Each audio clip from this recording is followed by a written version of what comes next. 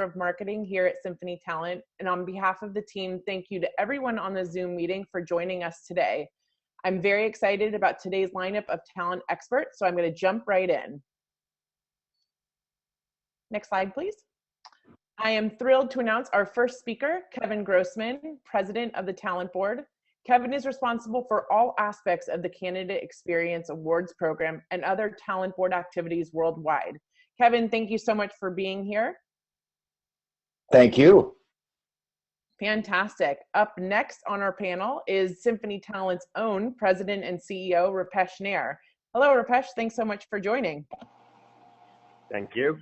Roopesh leads a global team charged with the delivery of talent acquisition solutions that provide end-to-end experiences for candidates, employers, and employees. Once again, Roopesh, always fantastic to see you. And on to our next speaker, Jess Schuster, Candidate Engagement Manager for Northwell Health. Jess has played a fundamental role in the creation and expansion of Northwell Health's ability to attract and retain top talent through its candidate engagement and experience function. Jess, wonderful to meet you, and thank you so much for joining our panel today. Thank you for having me. All right, well, I know everyone on the call is anxious for me to turn the PowerPoint over to our expert panel, but a quick reminder, today we are going to cover a couple of things: the changing landscape of the candidate experience, the need to apply consumer marketing strategies in recruitment efforts, and lastly, we will showcase the role omnichannel recruitment marketing solutions, AI and game theory tactics greatly help to attract a high number of quality candidates. It's a full agenda. We have a lot to cover, but our goal is to make this event very interactive, so we appreciate your participation. We will have a Q&A session at the end, so I encourage everybody to submit their questions through the Q&A box at the bottom right-hand corner. We will get to all of your questions at the end of the webinar. We'll also be live tweeting during today's webinar, so we encourage you to join the discussion using the hashtag #SymphonyTalent. All right, Kevin, it's all you. Passing over the baton. Thank you so much, Sheridan, and thanks to everybody at Symphony Talent. Congratulations on the exciting announcements that you've had of late and with the platform, and also, besides being a big supporter of just in general candidate experience, a supporter of our program as well. So thank you all. Let's go ahead and jump to the next slide. So real quick, I just want to highlight for those that are on this webinar who aren't familiar with Talent Board, we're the first actually nonprofit research organization focused on the elevation and promotion of a quality candidate experience from pre-application all the way to onboarding, and not just for external candidates, but for internal as well. And we were founded in 2011. Again, as a nonprofit, and that is what we measure every single year with employers around the world, as well as a targeted population of their candidates. Next slide, please. And right now, the program has just opened for 2017. We start in March and go through February, so that's our fiscal year.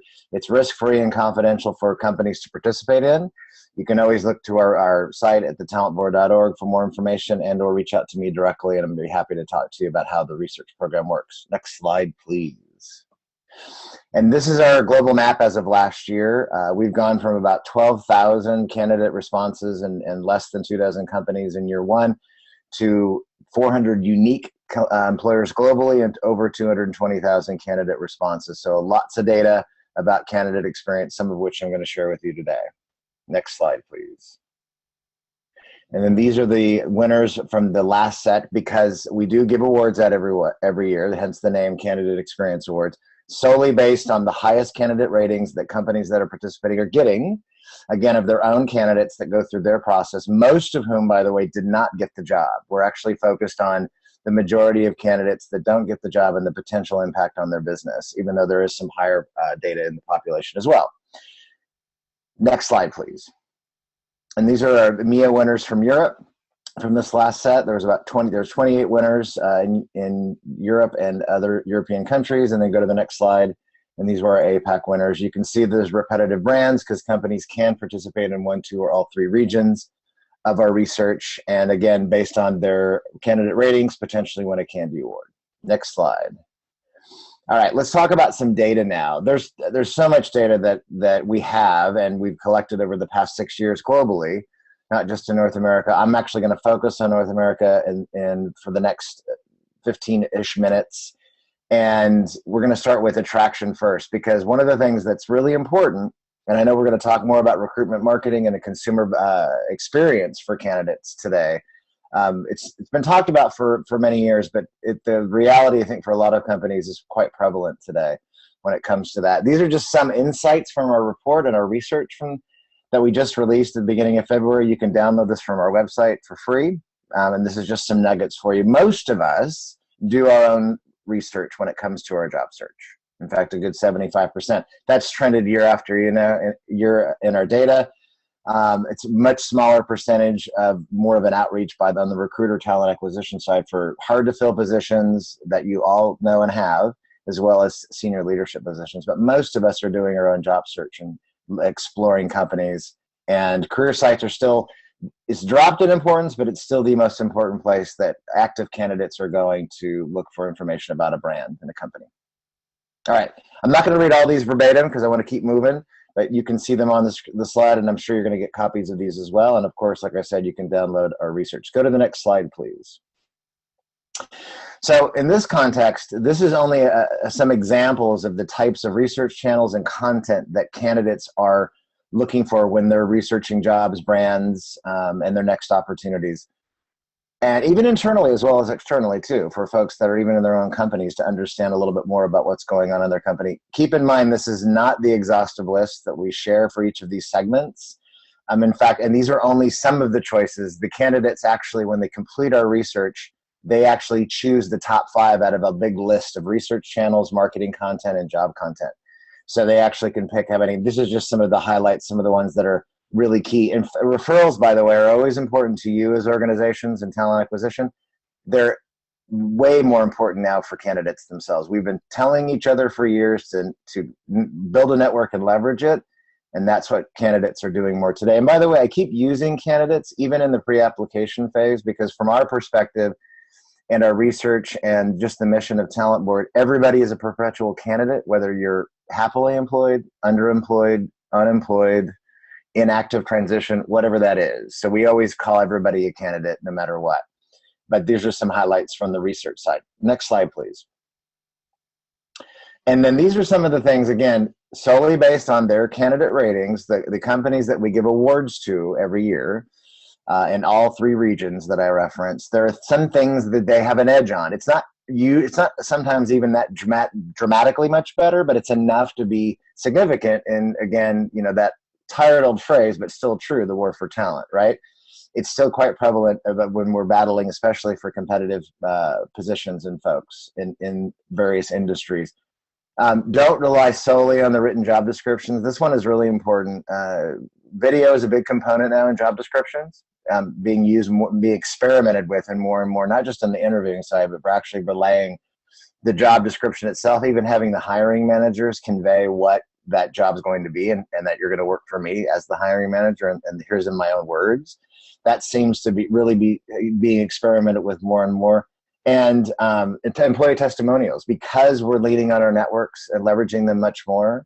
Really hearing from the employees first in the form of testimonials and videos and other mediums. It's really, really key, and Candy winners are doing that more and more, and it's something that I recommend as well. And then communication and feedback. I'm going to keep coming back to this again and again, because it continues to be a consistent differentiator in our research and in those who win a Candy and those who don't, is the investment in greater communication, both automated from your platform that you're using, as well as human contact and feedback loops too. Not only providing the feedback that you can and legally can, but also asking for feedback, which we're going to talk a little bit more about too. So next slide, please. So I keep moving along through these. Again, I know I'm going through a lot of data for you. Your eyes might water a little bit, even bleed. And again, there's lots of more good stuff that you can download from our research too. But these are all things that you all live and breathe every day too, right? I mean, one of the things that's really important to note that I find fascinating is mobile apply. Companies continue to invest in it, and as it should be, because we're using our devices more and more to research jobs and even apply. and responsive design websites. That's all stuff that you should be doing, if not already in the process of converting your career sites to be in the way that people look for and apply for jobs. But our general population, though, is in North America especially, is still a smaller percentage than you'd think that are actually applying via mobile. We didn't ask them the question, are you looking for jobs? We said, did you actually apply? This varies, I know, from company to company. Some companies, some of you might have 20, 30+% conversion, some smaller, but that's the average overall with North America. But I know we're gonna continue to see that rising over the next 3 to 5 years too. Next slide, please. Again, I'm not going to read out each of these verbatim, just touch on some high points for you all. So here's the thing, this is something that really hits me every single time when I look at it. And it's even more prevalent in Europe, as well as in APAC, not as much, but more so in Europe, is how long I'm waiting after I apply and never hearing back. Right? We talk about this all the time. This is one of the main reasons why the co-founders of Talent Board founded it. Jerry Crispin, Ed Newman, and Elaine Orler founded it back in 2011, was to truly shine a light on this black hole of candidate experience, right? And what companies truly are trying to make a difference on. But this to me is a missed opportunity. I mean, there shouldn't be this great number of folks, 2 months, 3 months plus, not hearing back once they apply. Now, some of you may say, well, gosh, we send automated messages every single time. Well, that's some folks may not remember that part. But the fact of the matter is there's still a huge chunk of candidates that aren't saying that they're not hearing back anything after they apply. And that's a missed opportunity for you in the organization. Next slide, please. As I move along here. One thing that I always recommend at this stage is, listen, if you've never walked through your own application process, do it. If you've never applied for your own jobs, do it. And do it more than once a year. You don't have to do it every month, and not necessarily even quarterly, but maybe 2 or 3 times a year. This is where you can find, experience, walk them in the candidate's shoes, experience what it's like, what's working, what's not, and think about it from a candidate's perspective, again, from a consumer's perspective. Next slide, please. I know I'm moving through these, but I want to make sure to get through everything. So we've got some great, more content and speakers to come too. In regards to screening and disposition, which is a big bucket area, I know, and what we kind of think of this as post-application, but pre-final interview. All right, so there's a lot going on here. The one thing I just wanted to point out is that a lot of you now are letting candidates through into the pipeline, even if they fail some pre-screening early questions. And that makes sense. You're also collapsing the amount of time it takes to get through the door, and let your teams and your platforms and your technologies to help screen and move people on the pipelines a little bit more. But it's really dramatic, though, on what the limited contact that folks at this stage are still even getting, again, even pre-final interview. Next slide, please. So this is about the kinds of feedback that candidates are getting at this stage. And when we correlate it, because we ask a lot of ratings questions between on a Likert scale of 1 to 5, meaning 1 is the not so great experience and 5 is a great experience. So when we correlate those definitive anchors with, are you getting any feedback from these companies at this point? Those who are having a horrible overall 1-star experience, most of them aren't getting any feedback at all. Which shouldn't be surprising to any of you. Those who are getting a great experience are not only getting feedback, but they're also being encouraged to apply for other jobs. I understand that that's not the case for all applicants.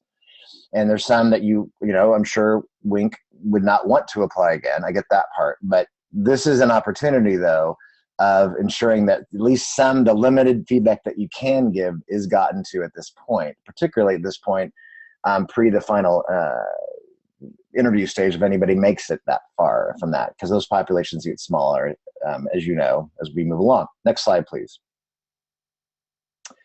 So again, this is a really important. Communication and feedback continues to become even more of a differentiator at this stage of acknowledgement and closure. Acknowledge that these folks are interested in your company, and then give them closure when you disposition them. Because again, 9 out of 10, you are dispositioning. You're saying, sorry, but we're just not going to pursue you any further. Make sure it's clear to them that you're not, so that you close that door for them and give them as much as you can. It's a souring experience no matter what, but when you do a better job up front with those communications and the hands-on, it makes a big difference later on, which I'm going to get to in the last few slides.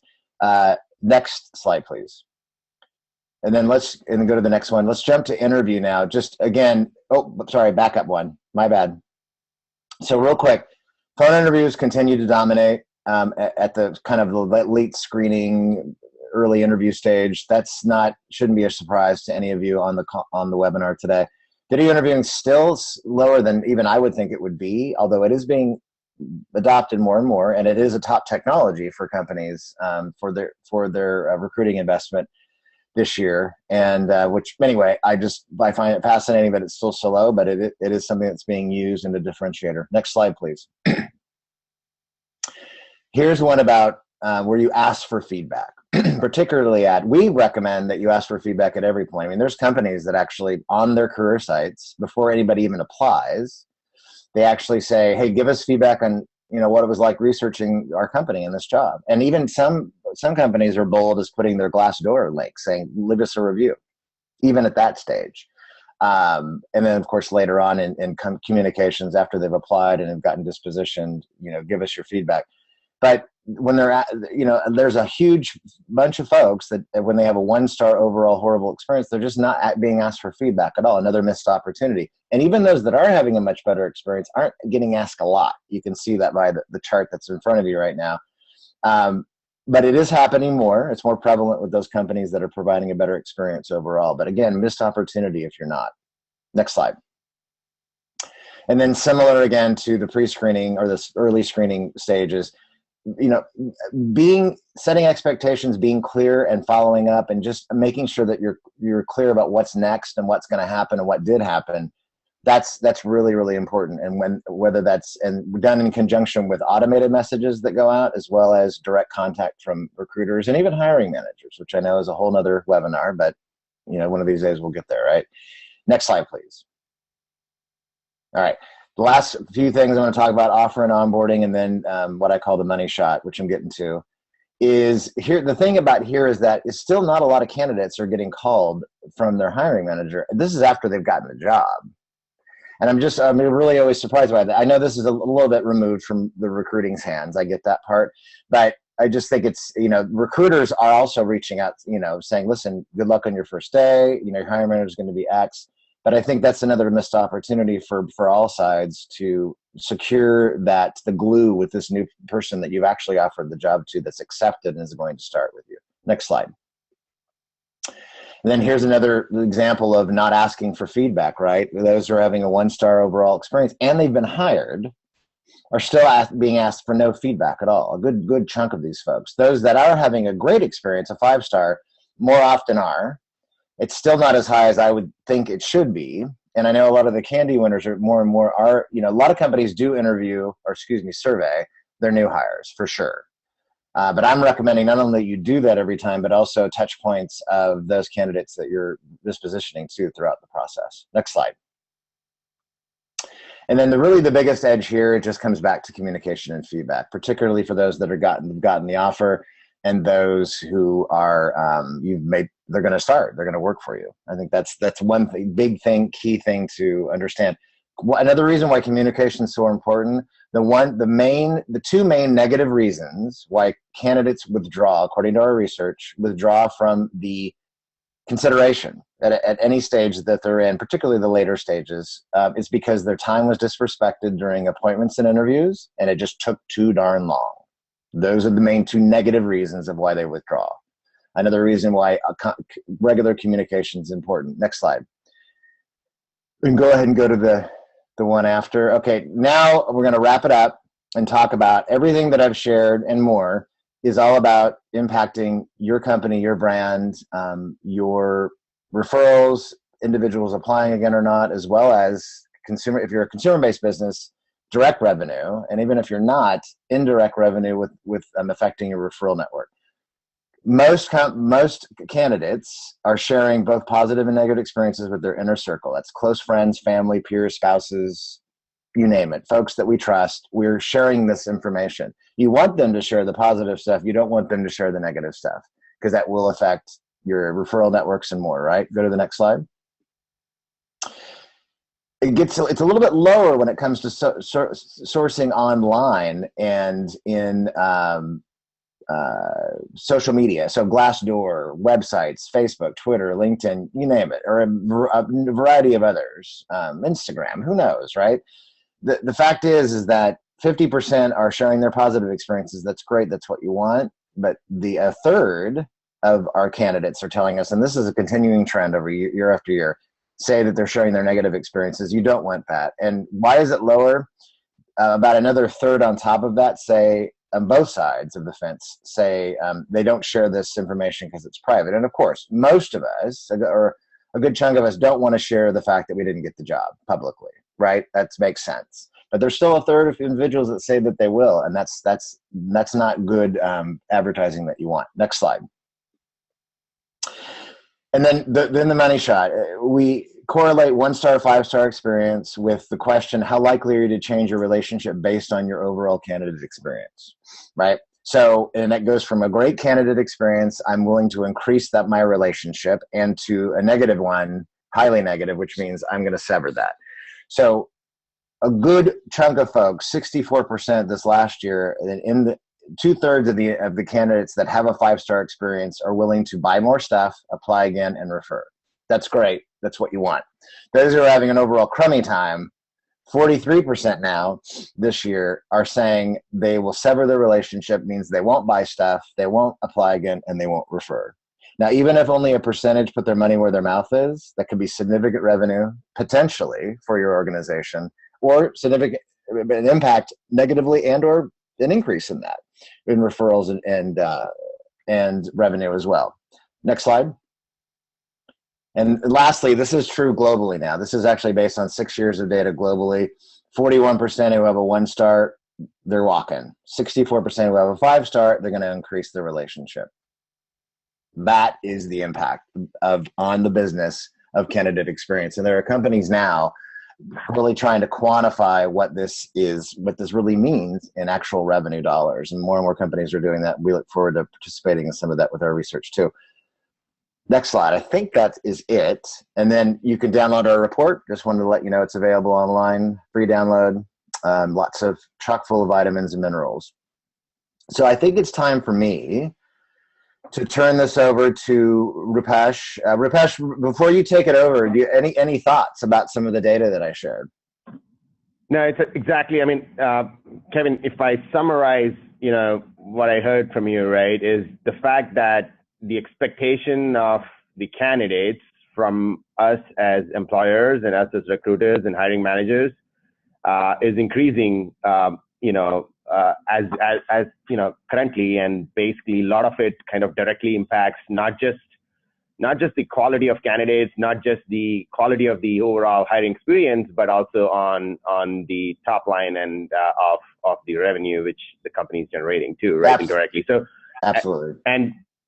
And that's pretty much, if you take to the next part of the conversation where we get to is why is this expectation rising, and how do we as, employers and recruiting organizations kind of think about these candidate experiences. And when we think about candidate experiences, not just about the candidate experience, it's also about the experience of the recruiter who is sitting on the other side, and experience of the hiring manager who is then providing that wonderful experience to the candidate, right? It's all related if you start thinking about it. So, and that's pretty much what we are going through as we get through the next few slides. If we go to the next slide, Colleen, we start thinking about why things are changing from a candidate experience perspective.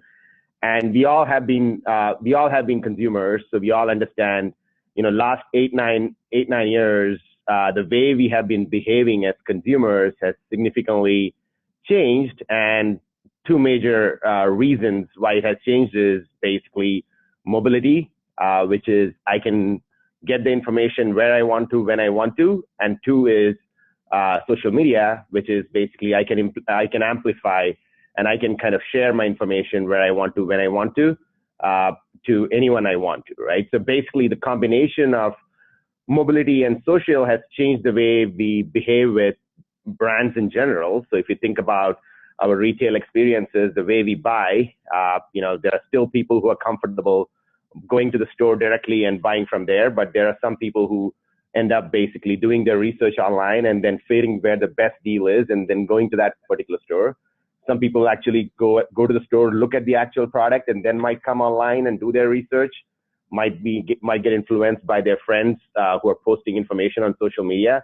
And this is not just the behavior in retail. We have similar behaviors when we interact with our healthcare providers, to buying insurance, to anything we do today in our life. And if you look back 6 to 8 years ago, our behavior as consumer has changed significantly, right? And if you go to the next slide, Colleen, that kind of impacts our behavior as a candidate indirectly, right? Because we get wired as consumers, we start expecting certain behaviors from people who we work with and who we deal with, and the same experience and same expectations basically gets translated into the expectation I have as a job seeker, expectation I have as an employee, expectation I have as a recruiter and a hiring manager. And that's exactly the phenomenon we are right now seeing. And as Kevin pointed out, this has been the case ever since we talk about the recruitment process or candidate experience aspect, but it has amplified in the last few years as compared to what was in the past. And hence, it's very important for us to start thinking about the overall candidate experience and how do we really impact that as we go forward, right? Go to the next slide, Colleen. So again, that kind of takes us to the point where, the recruiting process, as you start thinking about it from a recruiter perspective, since the recruiter and the hiring manager has to deal with much more complexity in the ecosystem as they think about the candidate, the way candidate behaves with a brand, the process we need to go through as recruiters and hiring managers is more similar to think about it, consumer marketing as compared to a typical supply chain process, which we are used to in the past. And hence, a lot of the way we think about recruiting and think about hiring and think about employee engagement post-recruiting needs to kind of start kind of behaving in the same way, like basically we expect from consumer brands, how they basically give us that personalized experience, how they create that basically seamless, buying process where you can check out wherever you want to, whenever you want to, as quickly as you can. And then how we basically give them that post purchase experience where they become advocates and then help your brand amplify as a consumer. And we need to think about recruitment in the very same lens and ensure that we are thinking about it as we market to our candidates and market to our own employees. So again, I know Kevin mentioned this, the word candidate is used very loosely here, but at the end of the day, anyone is a candidate. A person who's basically not necessarily looking for a job at your organization, but might get influenced is a potential candidate. A person who is actively looking for a job is a potential candidate. A person who is already going through your interview process is a candidate. A person who is already an employee is a candidate, because if you're not marketing to your employee, everyone else is marketing to them and looking for opportunities to kind of get them out to the right jobs in their own company. So when we talk about candidates, it's about that overall experience as we think about the experience of the candidate right from the beginning, the first touch they have to your employer brand, to the point of really being engaged and becoming advocates of your brand and impacting your future recruitment processes and even amplifying your brand. Go to the next slide. Colleen, kind of that depicts basically what a typical candidate goes through today, with our, with your employer brand. In this case, we talk about Tina, who might not be actively looking for a job. She might be on Facebook one day taking a break from work, and she sees a video which one of her friends posted saying, "Hey, it's exciting to work here. It's an event about something," and that creates that micro movement in Tina's head about, that's interesting. But she might forget about it, and she might come back to work, and then later she might come in and might be sitting on her favorite YouTube channel and might be retargeted using a pre-roll ad, which kind of creates that zero moment of truth for her, where she's like, I think I'm interested in this company, and does Google search, ends up in a job board, and may or may not end up coming to your career website, may or may not end up going to the job description and signing up for an event. Or in the future, she might she might come back and she might say, I want to look up people I might know in this company. I want to understand better as to what does it take to work at this company. And the point here is there are multiple micro moments which Tina goes through here, which creates her macro experience as a candidate. And these moments are not unique in the sense Tina might go through a very, very, very specific experience as compared to the rest of compared to Marco or Robin or Ranjit or whoever the candidates are. Some people might start from that Facebook interaction we talked about. Some people might be actively looking for jobs and might start from a Google search. Some people might start as a referral and so on and so forth and might have a very unique experience. And that is the piece which our hiring managers and recruiters on the other side are dealing with. So it's not just about thinking about how do we think about the experience for Tina and simplify this and make it seamless for Tina, but also thinking about what does it mean to the hiring managers and the recruiters who are basically trying to manage this experience for Tina and their friends here and ensuring that it is seamless. So that's basically the problem. A lot of us are. I would call it as an opportunity, which a lot of us are trying to basically take advantage of, or in some cases, problems we are trying to solve. Go to the next slide, Colleen. So that takes us to the whole story of the empowered job seeker, who basically is expecting a similar expectation, like a consumer, from being able to connect to the employer when they want to, where they want to, has almost perfect information about from different sources. And as Kevin pointed out in his earlier research, making decisions on whether you want to basically, associate yourselves to a company much more ahead, even before having the first conversation with the recruiter, and also basically is looking for multiple different ways of engaging and working with employers. And hence, we are dealing with a situation where we are basically, the job seekers are much more empowered than they were in the past. And that's very evident as we go to the next slide. We talk about some statistics around the fact that basically, if you talk to the recruiters, it's very evident in the recruiter experience also. They see that basically the candidates are more empowered than ever, and it's a candidate-driven market. And the only way, frankly, we can differentiate ourselves is by creating that seamless macro experience for the candidate, which is a combination of those personalized micro experiences, which then creates that omni-channel experience for the candidate, and hence talks to the candidates who you really care about and brings them down all the way into your recruitment process and eventually turn them into successful employees. And the folks who, as Kevin, and the folks who basically are not necessarily recruited through the process continue to be advocates of your brand, and ensuring that all the things happen smoothly is very important as you think about you as an employer and the experience the candidate gets through that.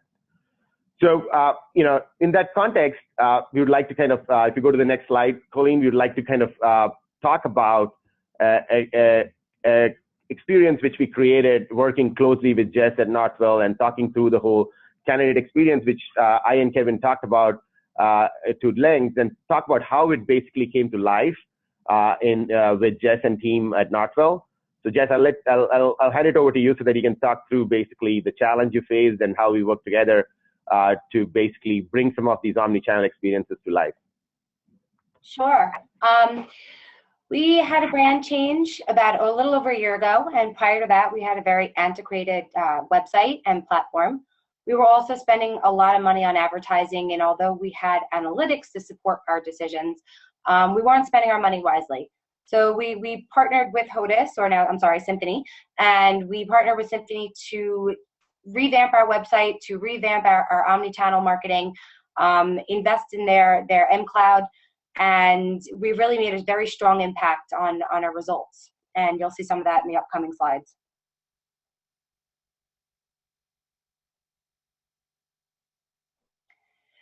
During our time with Symphony, we leveraged our new corporate brand and name to come out with new campaigns and tactics to really increase the candidate experience and their engagement.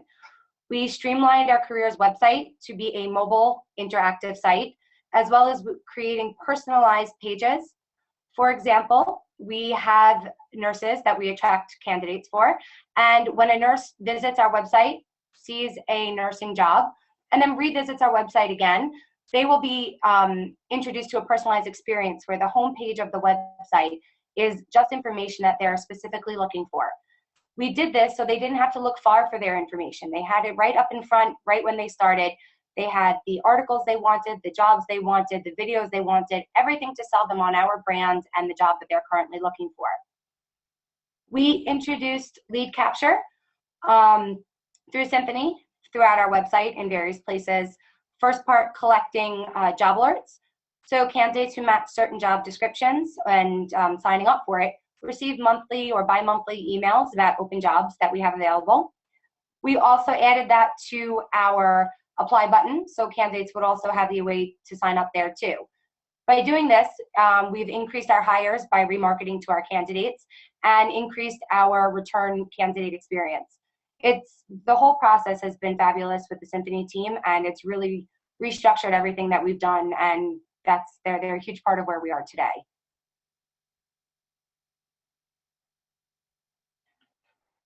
Roopesh, do you want to talk a little bit about the website change, or would you like me to? Yeah, go ahead, Jess. I mean, I'll let you jump in, and then we can get into the details a little bit. Sure. On the left side, that was our old site. It was built, as I mentioned, on an antiquated platform. We were unable to personalize. We were unable to customize. It just was very antiquated. With our brand change, we switched over to Symphony's new platform, where, as I mentioned, we're able to personalize, we're able to customize, we're really able to make the candidate experience as valuable as possible. With this change, we have increased the staying power on our website. Candidates are spending more time at our site. We have increased our conversion rates, and we find that they're coming back to find new content, learn more about the organization, learn more about the positions that they want to be engaged with. And we're finding that it's really bringing us back to candidates that want to work for the organization, not just promoting it to everybody.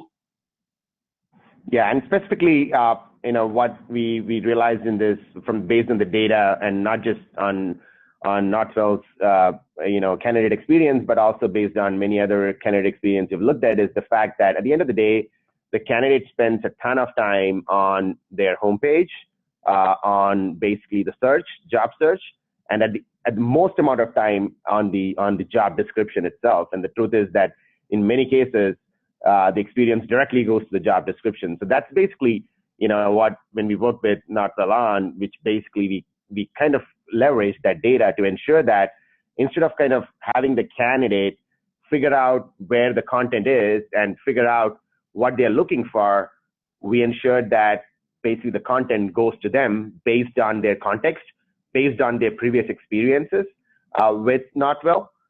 So depending upon, hey, if they had already seen a particular experience from Northwell in a banner ad or on a social post or a site they came from, we start thinking about potentially understanding what we call the persona of the candidate, and then starting to ensure that the content which is delivered to the candidate, whether it is the great images and the videos which are served up to the actual information, to the jobs, to then eventually as they come to the jobs, the relevant information which is serviced as part of the job is all in context of that candidate's omnichannel experience.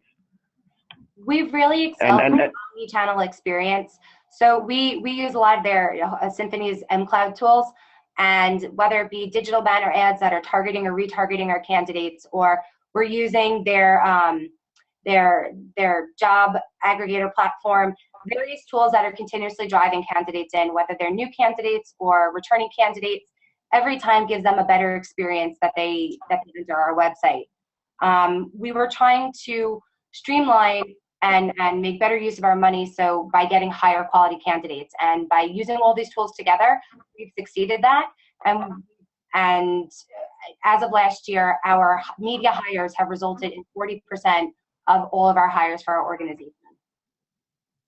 Yeah, and if you go to the next slide, Colleen, there's some great examples of how that candidate experience comes to life from a personalized perspective. And Jess, you are very close to this, and the decisions we made on this. I'll let you talk through how we kind of came up with this personalization and how that impacted basically conversions for you? Sure. We actually came up with 6 personalized pages.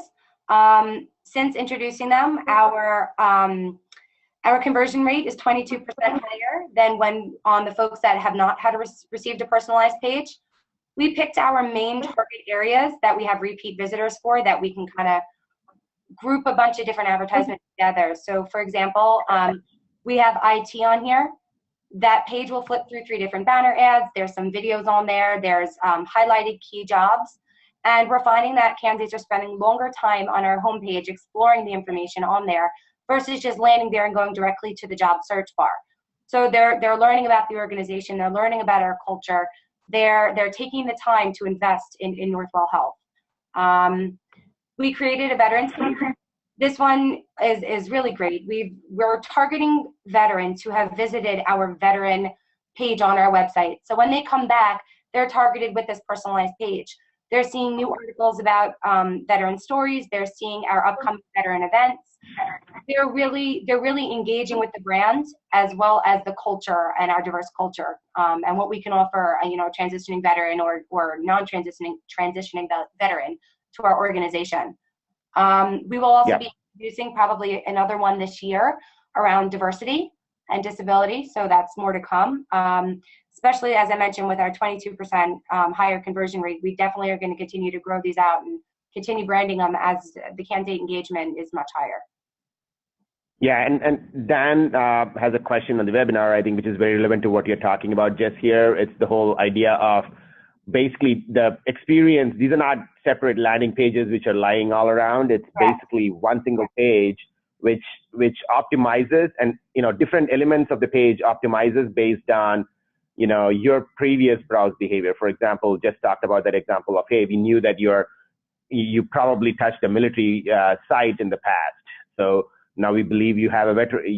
You are in that veteran persona in this case, and then maybe you search for a nurse job, and now we know you are a veteran who basically who's probably looking for a nurse job, and many of the behaviors not just on the website, but also outside the website, right? Because that's the whole aspect of omnichannel. Is it's not just about what you did on the website, but how do you use the information about where you came from, where you basically might have visited in the past, whether it's a banner ad, which might tell us that, hey, you got targeted based on a banner ad and you got interested in it. It could also be based on content we targeted you on, right? So for example, as Jess talked through the whole experience of sharing content through social network, we'll see that, even based on the content you viewed in the past, we can start making decisions on who you are fitting into, what are the attributes in those personas which are coming alive, and then personalize those elements of those attributes in different parts of your experience, not just as part of the homepage, but even in the job descriptions, even in the job search experience, ensuring that intelligence is getting added. And that's what we call it as the AI powered engine, because it basically is continuously learning as you interact with Northwell or any other brand as a candidate. It's continuously learning from those experiences and trying to provide you those micro experiences which are relevant to you at that point, and eventually trying to drive the right person to convert, if that makes sense. Yeah, absolutely. Basically, we're teeing up the content that candidates want to see right from the first touch point. So as Roopesh mentioned, whether they come directly to our website and search for a job, or they've interacted with a digital banner or social content, it's an AI tool. It's smart enough to know that this is what they clicked on. This is what we're going to show them. Keeping the content fresh is important and a huge success factor to the personalization. You have to switch it up every few months or every so often. So when candidates come back, they're truly getting a new but a continued personalized approach by adding new stories, new banners, new jobs, new blogs, whatever it may be. They're excited to come back and continue to learn about your organization. Dan, just to piggyback off Roopesh's comment, the pages are not separate. As he mentioned, they'll automatically show up when a candidate comes, so they don't need a separate URL. They're automatically going to our northwellcareers.com, and they're getting rerouted to this personalized page. So there's nothing additional that the candidate needs to do. It's all pre-programmed from the AI on the back end. Yep. And again, the personalization is only as relevant as the content you share, as a lot of us understand. So just because you have this ability to kind of have multiple attributes which can eventually drive the candidate experience, you need to have the content to be able to drive that experience too, and ensure that that content is consistent across basically every touch point, and not just consistent, but the whole ability to learn and ensuring that the content understands real time what the previous touch point behavior of the candidate was, which then determines what the next conversation we are having with the candidate is. And if you go to the next slide, Colleen, that kind of takes us to some of the content marketing aspects. And before we get to that, maybe just talk a little bit about the job description and the job description page and what we saw there. So as everyone knows, job descriptions are not the most fun part of the website, or they could be, but they tend not to be. Candidates go normally directly to, the qualification section. They sometimes don't even read the responsibilities. So what we did is customize the page for the job that they're looking at. So we use in our organization something called categories or functions and families, and we have personalized our job description pages to represent each one of those categories. So if somebody learns on a radiology position, they'll see a picture such as the one that you see on the page. If they land on an IT job, we've personalized the pages to show an IT image. It's grabbing the candidate's attention. It's making the candidate realize that the company is caring and investing in their time that they're putting as a candidate to explore their organization. Same thing as the personalized page. You can put videos, we can put stories, we can put all different types of content marketing on there that keep the candidate engaged. The main reason why we went this route is because candidates are being driven in by job boards. And from the first place that they visit with job boards is your job description page. They may not explore the rest of your website at that time. So you want to give them as much information on that page as possible to make an educated decision about applying or not applying to your organization. I personally, and it's a personal opinion, feel that between the personalization and the job description pages, it keeps it interesting. It makes me want to come back and see what's next, what's happening with the organization. Why do I want to be a candidate? I'm sorry, why do I want to be an employee there? It's made a huge impact on the length of time somebody has spent on our website, learning more about our organization, and then making an informed decision before they just hit that apply button. Is this organization really for me or not? Yeah, and it ties back to some of the research which Kevin started talking about, right? Using the job description. Think about your experience when you go to a product detail page on your buying behavior, right? And you look at it and say, you want to understand the product, you get all the details you need. The specifications of the product probably are buried in there. That's important, but that's not the only thing you're looking for when you're buying a product. It's the same when it comes to me as a candidate. I might be driven from a job board or wherever I am directly to this job description page. And I don't know any other context. I might have missed the whole homepage, everything else you're trying to show me as a candidate. I might have missed it completely. And I land in this job description page. And in many of our experiences, that job description is a plain dump from some of our ATS descriptions, which our recruiters have written.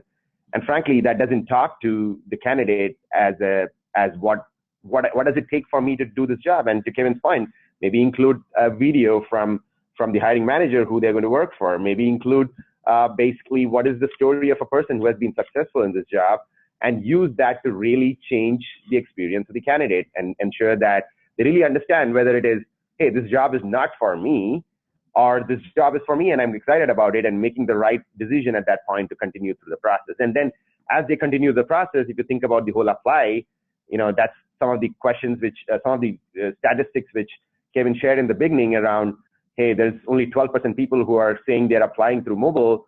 The truth is that a lot of it's to do with basically the experience, although we have tried to optimize these mobile experiences.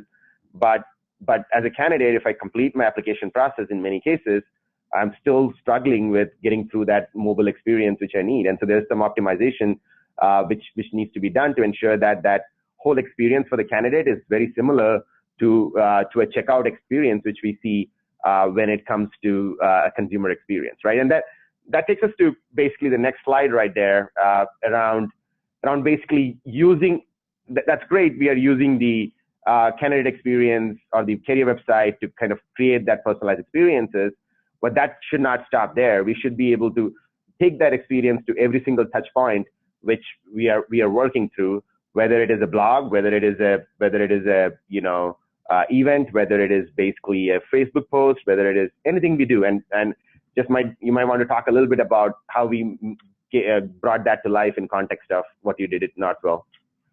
Sure. We everything that we post on our social channels or on our website, so our blogs, we have tons of events that we promote in various locations. We're cross-channel promoting everywhere. So it starts with our blogs, and the blogs get pushed out to Facebook, to Twitter, to LinkedIn, to Google+, Glassdoor, etc. But we're driving candidates back to the page. So what we're doing with content marketing is reaching passive and active candidates. Passive candidates who might be engaged with the headline or the image that say, let me check this out. Is this something I'm interested in? Or the active candidates who know about our organization, who just want to hear more about what's going on. Whatever we're doing, we're driving back to our website. So at that point, we have the opportunity to capture their name, to capture them and retarget them with the Omnichannel. Because as soon as they visit, they're going to now be targeted with a banner ad. We're trying to just capture them in every way possible to just drive them back, because at that point we have many other ways of connecting with them. We do a lot around content marketing, and with that we hardly promote our jobs on our social and networking channels. So you'll rarely see Northwell post anything that's, I've got this nurse job in the emergency room, I've got a radiology job, I've got an IT job. Everything around what we put out is selling the organization and the job from a soft sell. So for example, on the far left side, we have a blog about our 3D bioprinting. So while at the bottom of it, it could say, explore our, research careers, it's selling you on what the possibilities are at Northwell Health. It's selling you on what you can be. The blog all the way to the right is about an employee story of ours. So while it's not selling you on a position, it's talking to you about the people within the company, the folks that you can be working with, and putting that out in as many places as possible to continue to cross-promote. Due to this approach, our Facebook is our largest traffic source from social media, and we find that we're increasing the cross-promotion and the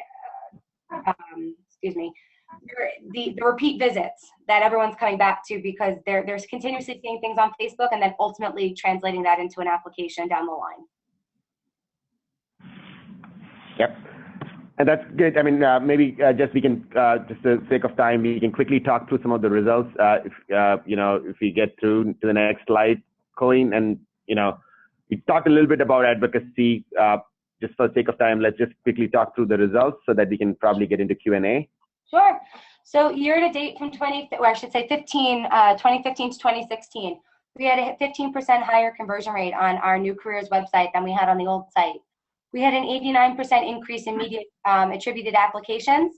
As I mentioned before, 40% of our hires last year came from social media or media placements alone, not just social, but media as a whole, through job boards, digital banners, social media, etc. We had a 23% reduction in overall media cost per hire. We had an 18% reduction in cost per apply, and a 51% reduction in pay-per-click. All by using the mCloud tools that really tied everything together. They're smart tools, they're intelligent tools, they're AI that really know if a position is being clicked on, multiple times, maybe let's not give as much money to that on the job boards. If your banner ad is doing well, it'll A/B test it to show the candidates the one that are doing the best. It's completely changed our landscape in the way that we do our recruiting and content marketing around Northwell Health. Yeah, and Jess, there's a question from Brittany around utilizing mix of niche boards to reach candidates, and I think again, as we talk about it, and we did a good job at Northwell to do that, because at the end of the day, it's not about, and I'll let you provide a little bit more context, but just the whole theme there is not about basically, obviously, it's kind of ensuring that we identify those areas which needs most help, and then ensuring that in some cases you need to use those niche areas, in some cases you need to actually go do frankly non-digital ways of going and tapping into certain situations. And that's the whole omni-channel piece of the experience. It's not just about doing the banners and the job boards which are working, but how do you create a balance with everything else we are doing, the events, the radio ads, whatever makes sense in context of that particular problem you're trying to solve. And just I'll let you talk a little bit about that because we went through that as part of the Northwell journey. Sure. So niche boards is something that we don't go to right away. We try and come out with additional content marketing to achieve our goals. Facebook has the most amazing targeting on the back end, that whether you're putting up a general advertising, a blog, an event, or even a job, you have the ability to reach candidates that are so vast and large and with precise targeting that I'm a firm believer of trying that out first. I also think that it's going to cost you less money to try that first than to going over to a niche job board. Rarely, and I'm not going to say always, but rarely do we see success in these job boards. It truly depends on what type of board it is and what you're doing.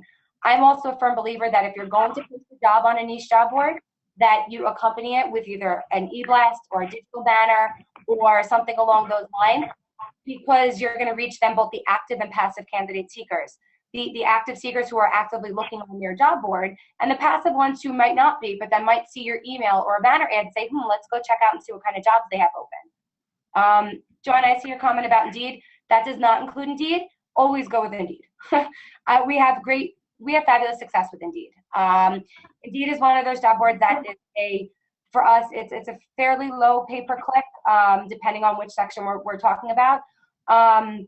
And I'm a firm believer, or at least it's been working for Northwell, to invest in more money in Northwell and in Indeed.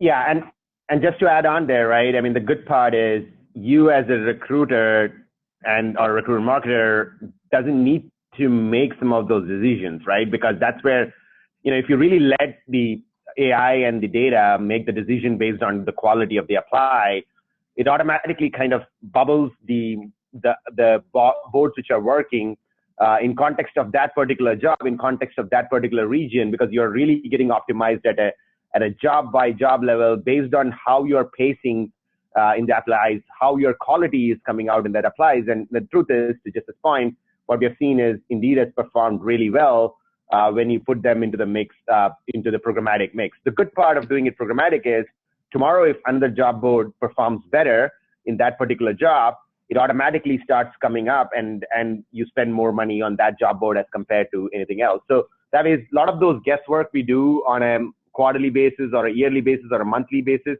However your organization is set up, that's taken away, and it's done real time based on the previous apply which we got or previous click we got, and what is the quality of that particular apply, and then eventually making the decision at a job level, not not just at a global level as to, hey, Indeed works or not. Maybe Indeed doesn't work for a particular job type, right?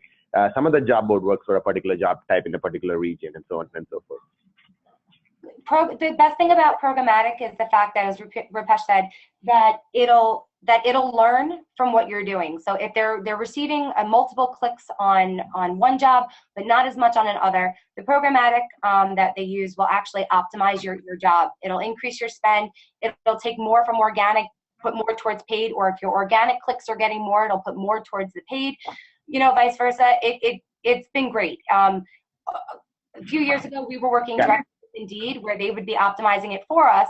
But since we've moved to this tool, we've been able to spend less time focusing on what it's doing because the tool is automatically doing it for us. Yeah. So if you want to finally quickly summarize our key learnings, Jess, and then we can open it up for questions. We have a few minutes left for additional questions.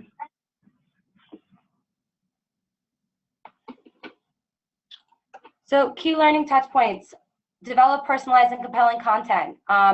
Keeping your candidates engaged and your audience engaged is something that should be continuous. The content should be relevant. It should be new, so they're interested in coming back. They're interested in retouching your organization and continuing to keep them just completely and utterly engaged.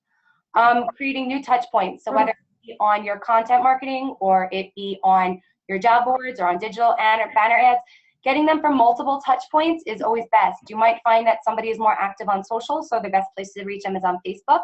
Other time you might find that someone's really active on searches on their computer. So by targeting multiple places with various messages, you're most likely to get a larger reach of candidates.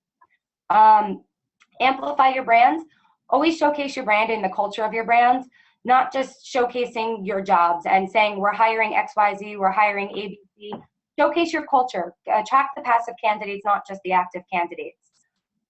Be mobile. if your website is not mobile, make sure you make it mobile. More and more candidates are applying on mobile, or at least exploring organizations on mobile and then going back to desktops to apply after that. And if your website is not mobile, make sure at least that your social media is. But at this point, everyone's website should be mobile to stay in line with the growing trends.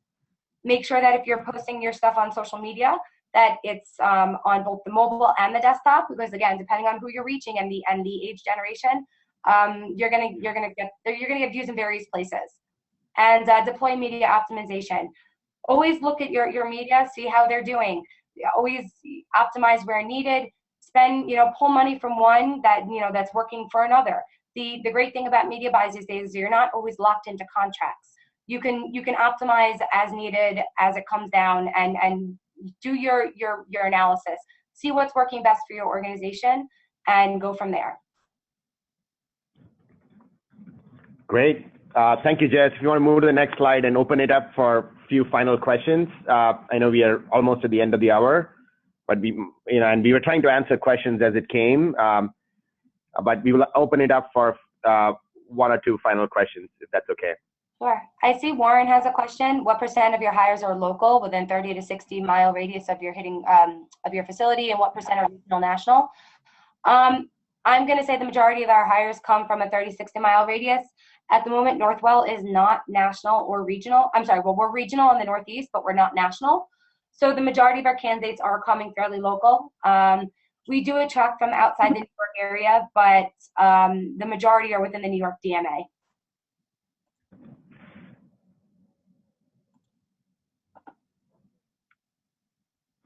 Okay, we tried to answer all the questions as it came. Any final questions from anyone else? Roopesh, we did have a logistic question. People are asking if we will be making the slides available after the event. The answer is yes. We will be posting them to our blog along with the recording. Should you have a friend or colleague that wasn't able to attend today's webinar, that's where it will live, and we'll be sure to send the link to everybody on the call. Yep. Thank you, Sheridan. And we have another question for Jess. Who is managing your content marketing and your creative development? Symphony Talent. Fantastic. We do have a handful of other questions, but want to be respectful that it is the top of the hour. So we will be following up to everybody that submitted a question offline. So thank you so much for submitting those questions. And before we close out, we did want to take a quick moment to share with everybody on the call a special video to learn a little bit more about Symphony Talent. Before we get to that, I just want to say thank you to everybody on the call. Roopesh, Kevin, and Jess, thank you so much for these insights. I found it extremely valuable, as I hope everybody on the call did as well. Roopesh, any closing thoughts? Nope, thank you very much, everyone. I'll let the video talk about what Symphony Talent does. What if you stopped posting and praying for your open jobs and started orchestrating a more meaningful journey straight to your most critical opportunities? What if you stopped guessing where to tell your brand story and started knowing exactly where your best fit talent actually comes from? What if you stopped rating employee engagement and started using it as a recruiting strategy? Say goodbye to what ifs. Say hello to Symphony Talent. Delivering the world's first end-to-end omnichannel experience for candidates, employers, and employees, Symphony Talent combines the art of storytelling with the science of perfect timing. We're changing the way best fit talent syncs with the perfect opportunity. With HOTUS, Symphony Talent's creative and employer branding agency, organizations craft the compelling employer brand stories that attract best fit talent. With mCloud, talent leaders harness the power of artificial intelligence to optimize programmatic media buying and support their most strategic hiring goals. With xCloud, recruiters become true matchmakers and employees become powerful brand advocates. With Symphony Talent, talent attracting talent becomes the culture. Say hello to a consistent candidate experience. Say hello to smarter media decisions. Say hello to personalized experiences. Say hello to more time for recruiters to build candidate relationships. Say hello to more employee referrals. Say hello to Symphony Talent.